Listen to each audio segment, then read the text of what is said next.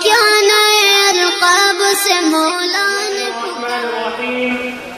الحمد لله رب العالمين والصلاة والسلام على سيد الأنبياء والمرسلين وعلى آله وصحبه أجمعين أما بعد فأعوذ بالله من الشيطان الرجيم بسم الله الرحمن الرحيم إن الدين عند الله الإسلام صدق الله العظيم.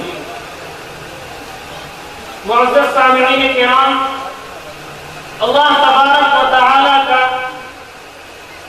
انتہائی فضل و کرم ہے کہ اس پروردگار نے اس ناچیز کو ایسی متبرک اور بابرکت مجلس میں کچھ بولنے کا موقع فراہم کیا. آج کی یہ مجلس کئی معنوں میں خصوصیت کا حامل ہے.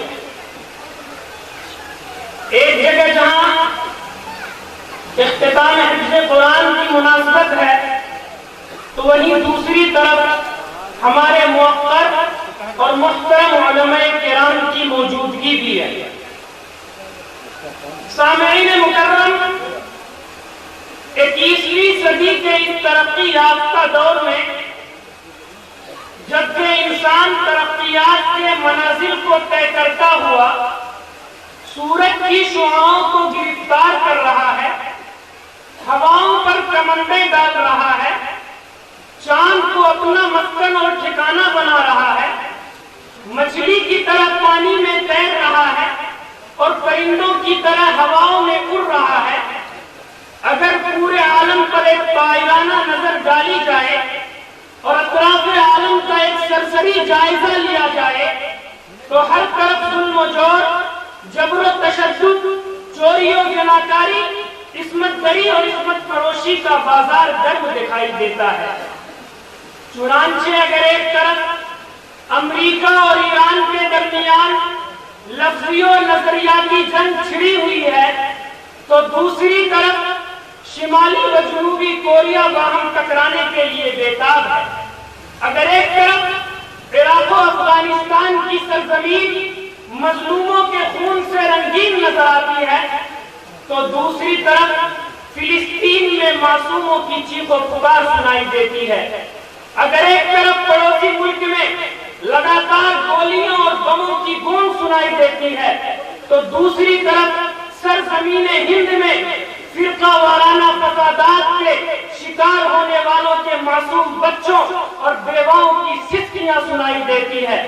اگر ایک طرف آزادی رائے کے نام پر دل آزاری اور دل شکنی کا طویل سلسلہ نظر آتا ہے تو دوسری طرف جنسی آزادی کے نام پر بے حیائی اور بدکاری کا بازار گرم دکھائی دیتا ہے.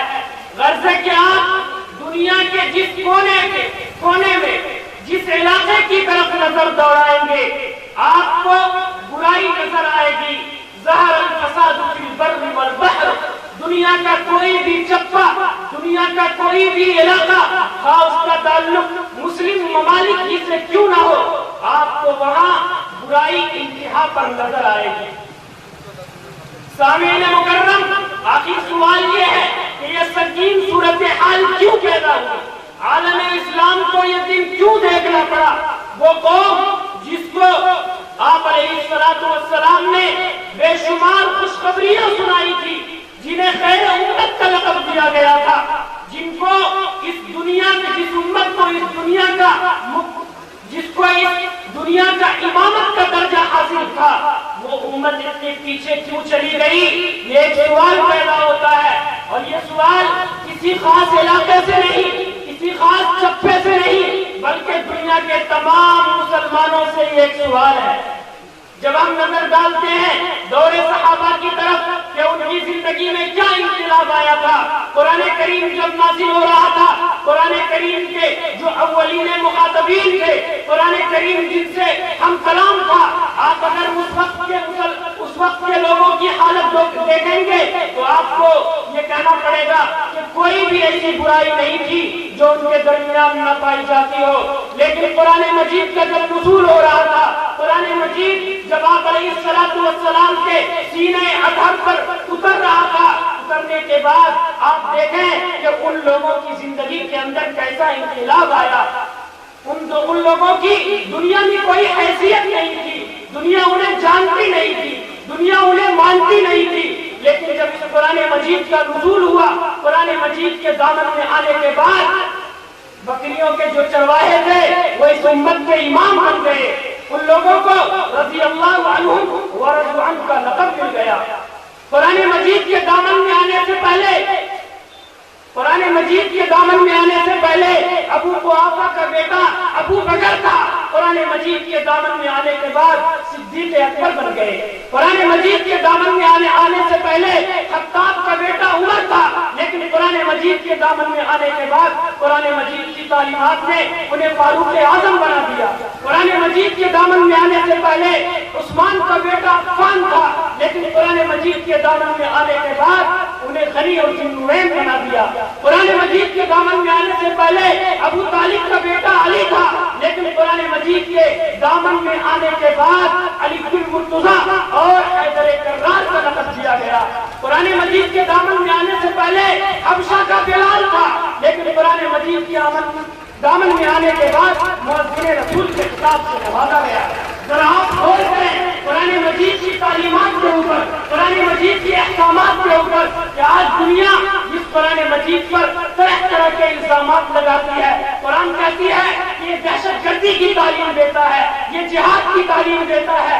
غیر تو غیر اپنے بھی کہتے ہیں کہ قرآن مجید کی ان آیتوں کو نکال دو, اس لیے کہ اس سے فرقہ وارانہ تشدد کی بھنک آتی ہے. لیکن میں کہنا چاہتا ہوں قرآن مجید ایک ایسی آفاقی اور بے مثال کتاب ہے جس کی جوڑ کی دنیا میں کوئی کتاب نہیں. اگر آپ بھی دل سے قرآن مجید کی تعلیمات کو اپنائیں گے, اس کی تعلیمات پر عمل کریں گے, محمد رسول اللہ صلی اللہ علیہ وسلم کے بتائے ہوئے طریقہ کار کو اپنائیں گے, تو ہماری زندگی کے اندر بھی وہی انقلاب آئے گا.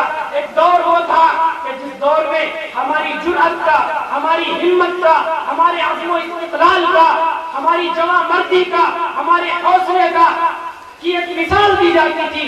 لیکن آج کا یہ زمانہ ہے کہ اسلام تو دنیا کا سب سے خوبصورت مذہب ہے, لیکن مسلمانوں نے قرآن کریم سے اپنا رشتہ توڑ کر وہ دنیا کے لوگوں کے حاشیے پر. اس دور میں ہمیں سوچنا ہے اور سمجھنا ہے کہ اگر ہماری ترقی ممکن ہے, اگر ہم پھر سے اپنے ہاتھ میں اقتدار لے کر کے اور اس امت کی رہنمائی اور رہبری کریں گے, تو ہم قرآن مجید کی تعلیمات کو اپنا کر ہی کریں گے. آپ علیہ الصلوۃ والسلام کے اسوہ کو اپنی زندگی کے اندر سما کر ہی کریں گے. جب تک ہماری زندگی کے اندر قرآن مجید کی تعلیمات سے ہماری زندگی پر نہیں ہوگی, اس وقت تک ہم اس دنیا کے اندر خیر و خوبی کے ساتھ نہیں رہ سکتے ہیں.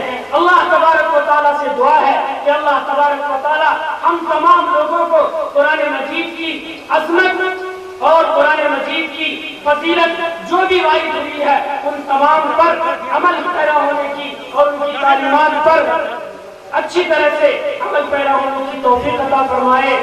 اللہ تبارک و تعالی ہم تمام لوگوں کو آپ علیہ الصلوۃ والسلام کے نقش قدم پر چلائے. آمین. وآخر دعوانا الحمدللہ. میرا پیارا نبی کتنا پیارا نبی.